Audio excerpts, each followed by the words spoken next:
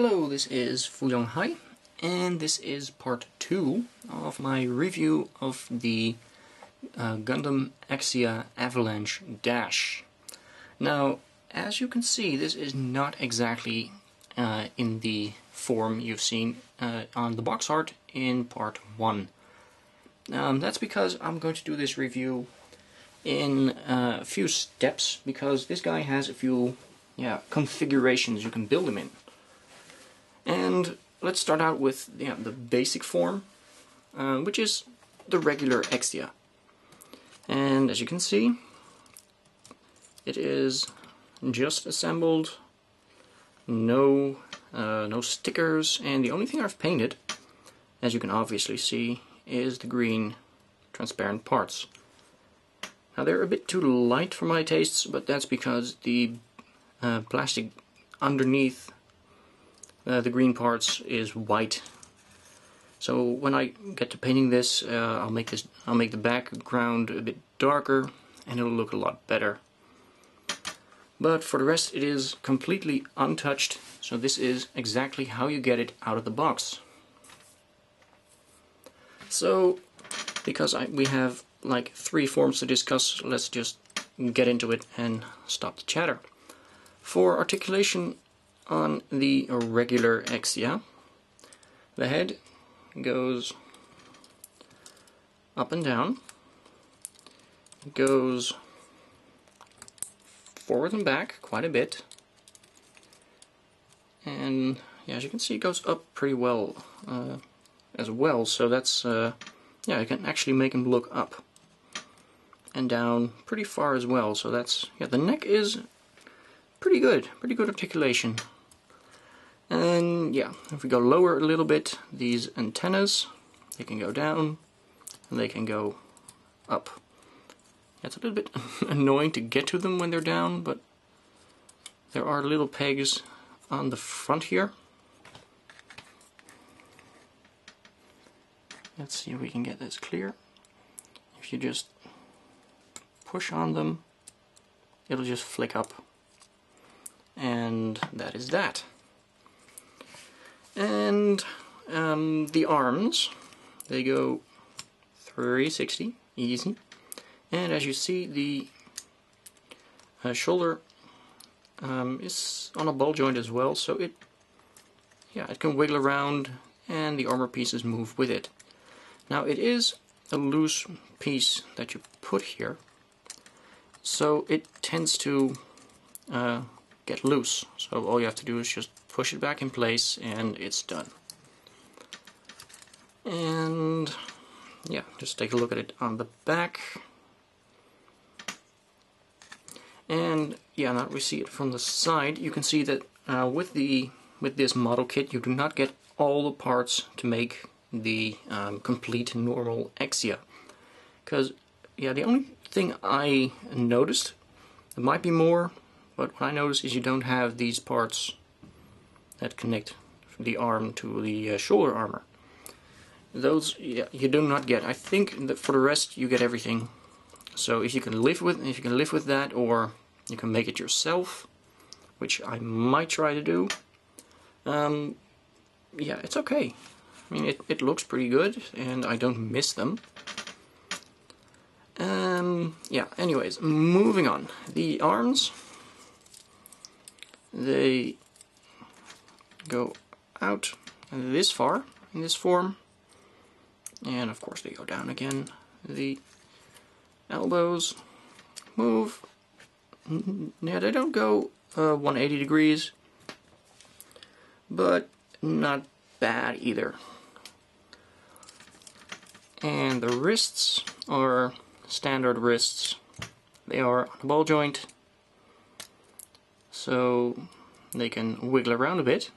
And like this, you can see the peg for the hand, but you can also slide it in more to make it a little bit more flush. So this is really just for the posing. If you pose them like this, it's easier to just push it back in. If you want to make it bend a bit, you can just extend it and pose it how you wish. So that's a very, very nice thing. So I really hope they keep that up. And yeah, that gets us to the torso. It's on a simple and single peg. So going 360 is no problem at all. And as you can see, I'll just move the camera down a bit. The front skirts are a bit loose. Yeah, these are the newer type of front skirts, which you can cut into two, so they have individual articulation, as you see here. Yeah, they are a bit loose. I didn't check if that was also the case when they are attached, but a little bit of glue on the ball joints and they're a lot better.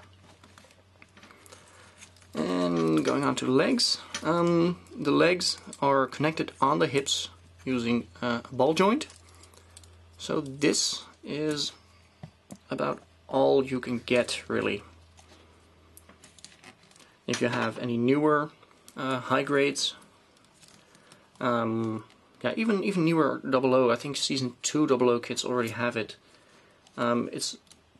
Yeah, the articulation of the legs, in particular the hips, is increased dramatically because they switched to a peg system, and this, yeah, it's a bit old school, but it's not bad. I mean, he can, as far as the legs can go, the feet stand flush on the floor.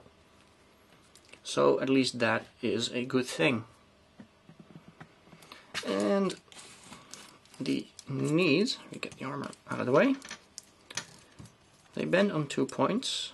They bend right here, which is a good 90-degree bend, and like all the 00 kits, they bend here. Now the armor is a bit limiting, so I can see if I can just move it a bit.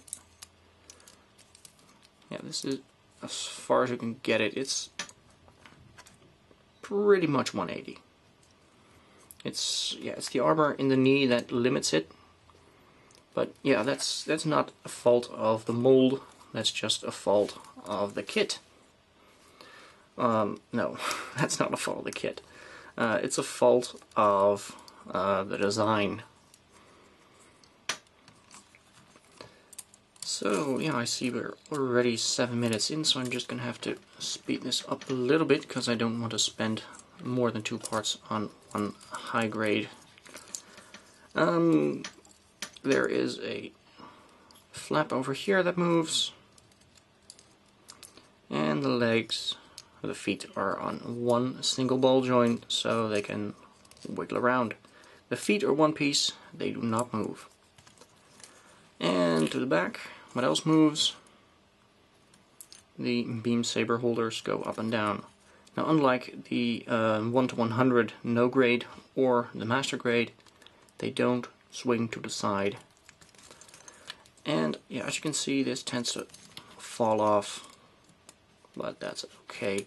It's pegged in easily. Unless you're doing a review. Okay.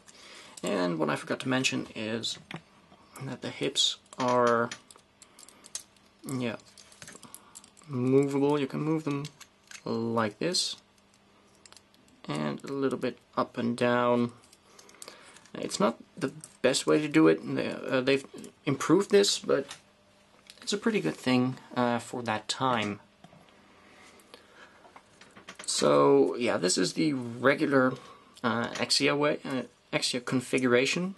I'm not going to go over all of the weapons for this mode because it's the same for all the Exia forms, or all the Avalanche forms. So I'll just go over that in the next part, where I'll be going over the other 2 forms of the Exia Avalanche. Yeah, they're pretty similar, so that will be a lot shorter. So I'll see you in the next part.